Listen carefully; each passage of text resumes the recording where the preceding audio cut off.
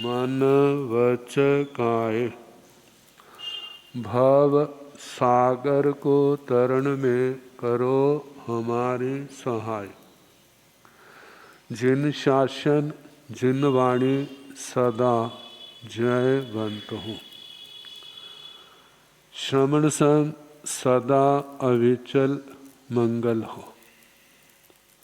मुक्ति को प्राप्त श्रमण भगवान महावीर स्वामी, उनकी परम पावन कल्याणी भागवती वाणी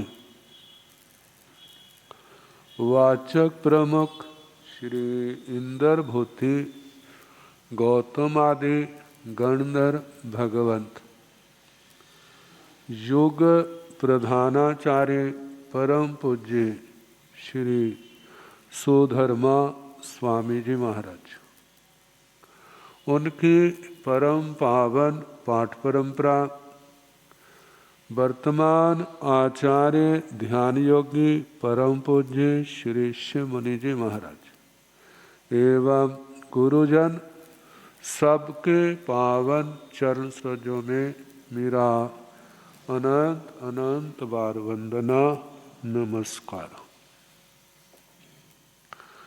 उपस्थित धर्म प्रेमी सज्जनों, माताओं तथा बहनों, जे जालंधर क्षेत्र कोई नया क्षेत्र नहीं है, बड़ा पुराना है। बड़ी बड़ी महान विभूतियों के द्वारा ये पावन हो चुका है। जहाँ तक हमारी जानकारी है, कभी जहाँ पर हमारे पड़बाबा गुरु जी परम पूज्य गणावच्छेदक उज्ज्वल ज्योति बाल ब्रह्मचारी सिद्ध पुरुष बहुश्रुत पूज्य श्री लालचंद जी महाराज, उनका जहाँ पर पदार्पण हुआ था, बहुत जैन अजैन उन लोगों ने धर्म लाभ लिया था, बड़ी प्रभावना हुई थी। उसके बाद जो कवि पंजाब के जुवाचार्य बने थे, जब श्रमण संघ का संगठन हुआ, व्यवस्थाएं बदल गई।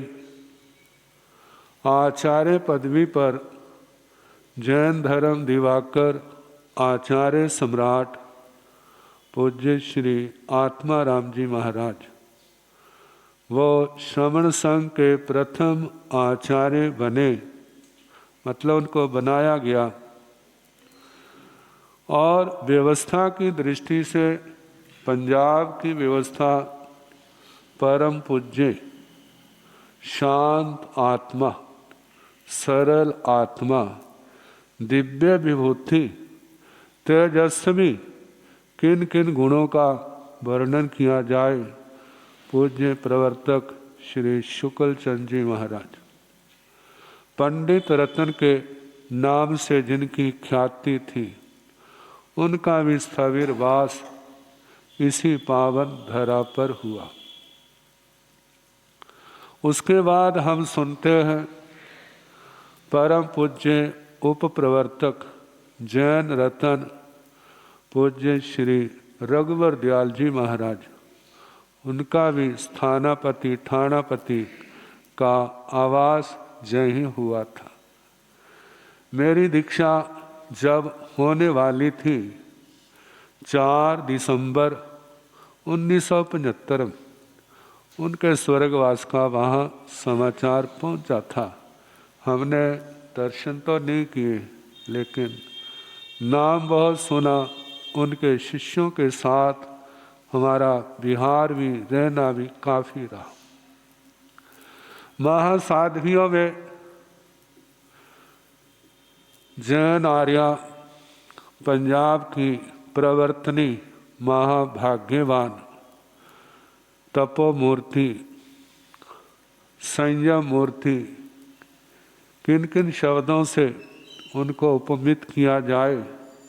भगवती स्वरूपा महासाध्वी पार्वती जी महाराज का भी अंतिम समय इसी जालंधर नगरी में, जहाँ के लोगों को दर्शनों का, पावन प्रवचनों का, उनकी सेवा का लाभ मिला। उसके बाद प्रवर्तनी बाल ब्रह्मचारिणी महाभाग्यवान भगवती स्वरूपा श्री राजमती जी महाराज, उनका भी यहीं पर, जहाँ के लोगों को दर्शनों का, पावन प्रवचनों का, उनकी सेवा का लाभ मिलता रहा। और उसके आगे हम देखें मौन साधिका भगवती स्वरूपा राजेश्वरी जी महाराज, उनका भी जहाँ पर अंतिम प्रवास रहा।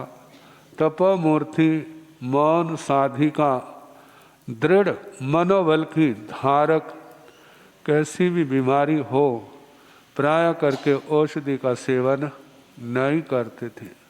अपने कर्म का फल समझ के बड़ी समता पूर्वक उसको सहते थे। महासाध्वी श्री सुलक्षणा जी महाराज, उनका भी जीवन का बहुत हिस्सा इस जालंधर नगरी में गया। महासाध्वी उमेश जी महाराज कवयित्री थी, विदुषी थी, जप तप की धनी थी। उनका अंतिम समय भी इसी पावन धरा पर गया। और कितने कितने समय समय पर महापुरुषों का जहाँ पर आना रहा, धर्म प्रभावना हुई, जहाँ के क्षेत्र की जनता ने धर्म आराधना का अपूर्व लाभ लिया। हमारा भी कई बार जालंधर में समय समय पर आना रहता है। योग ऐसा कि ज़्यादा रुकने का समय कभी भी नहीं मिला, बस आए 2-2 4-4 दिन लगा करके चले गए। अब भी ऐसे है। लुधियाना में जहाँ का श्री संघ आया था, भावना प्रकट की थी कि जालंधर आए, तो हमने होशियार पर छोटे संत की पढ़ाई के निमित्त वहाँ जाना था। समय को देखते हुए कोशिश करेंगे, फगवाड़ा से जालंधर फरसते हुए निकले। उन्हीं भावनाओं को लेकर के आप सबके बीच में कल जहाँ पर आ गए। कुछ दिन है, ज़्यादा से ज़्यादा लाभ लेने का प्रयास करें। अब व्याख्यान का ज़्यादा तो प्रभास मुनि को सौंपा हुआ है। मैं तो बाद में थोड़ी देर बोल लेता हूँ, कहीं बोलना भूल न जाऊँ। तो देखा जाए, सुनना चाहिए, बड़े सौभाग्य से कान मिले। सुनना चाहिए, क्यों? बड़े सौभाग्य से कान मिले हैं। लेकिन वो सुनना जिससे हमारा भविष्य उज्जवल बने, कल्याणकारी बने, वो बातें ना सुनना जिससे हमारा भविष्य अंधकार परिपूर्ण हो। तो क्या सुनना चाहिए हमें? जो हमारे आप्त पुरुष है, तीर्थंकर भगवान है, गणधर भगवान है, हमारे समय समय पर होने वाले आचार्य आदि महापुरुष हैं, भगवती महासाध्वियाँ हैं, श्रावक श्राविकाएँ हैं, जिन्होंने धर्म की आराधना करते हुए आने वाले बड़े से बड़े परिसहों को, उपसर्गों को समता से सहन किया, जिनकी पावन गाथा सुनकर के भी आत्मा का रोम रोम रोमांचित हो उठता है और उनके प्रति ओह भाव के भाव आते हैं। धन्य है इनका जीवन। हमारे अंदर भी ऐसी समता आए, हमारे अंदर भी ऐसा विवेक पैदा हो, हमारे अंदर भी ऐसी समझ आए, दृढ़ता आए, ऐसी भावनाएं अपने आप अंतःकरण में पैदा हो जाती। ये भावना ही एक दिन संस्कार का रूप लेती है और आने वाले समय में वैसी शक्ति उस आत्मा के अंदर प्रकट हो जाती है। कहा जाता है जिस धर्म को सुनने से आत्मा की महानिर्जरा होती है, इस धर्म का पालन करने वालों की पावन जीवन गाथाएं सुनने से आत्मा के अंदर धर्म ध्यान की भावना पैदा होती है। आरत ध्यान रौद्र ध्यान से किनारा कर जाता है। वो धर्म कितना ऊंचा है, कितना महान है। अरिहंत परमात्मा का कहा हुआ उस धर्म की हम पूर्ण हो तो उसकी तो कोई रीस नहीं है, लेकिन पूर्ण नहीं होती तो जितनी क्षमता है उसके अनुसार धर्म आराधना अवश्य की जाए। मनुष्य जन्म बड़े सौभाग्य से मिला है, लेकिन सौभाग्य से तो मिल गया, लेकिन सौभाग्यशाली जीव तो वास्तव में वे है जो धर्म आराधना के द्वारा, संयम तप के द्वारा, नियम व्रत के द्वारा, प्रत्याख्यान के द्वारा, शास्त्र स्वाध्याय के द्वारा, सत्संग श्रवण के द्वारा, अच्छी भावनाओं के द्वारा इस जीवन को सफल बनाते हैं। सच में वो भाग्यशाली हैं जो अपने भविष्य को निर्मल बना रहे हैं, संसार को इस धर्म की नावा से पार करने का प्रयास कर रहे हैं, जिन्होंने भगवान को, अपने गुरुओं को इस जीवन की नावा का मला बनाया है और उनके अनुसार चल रहे हैं। सच में वो क्या है? भाग्यशाली है। हमारा जीवन भी, आप सबका जीवन भी ऐसे धर्म ध्यान से ओतप्रोत हो, परिपल्वित हो, हमारी आत्मा का विकास हो। इसलिए आत्मा को सदा ध्यान रखना चाहिए। समय हो चुका है, बाकी कल जैसे समय होगा सुनाने का प्रयास किया जाए।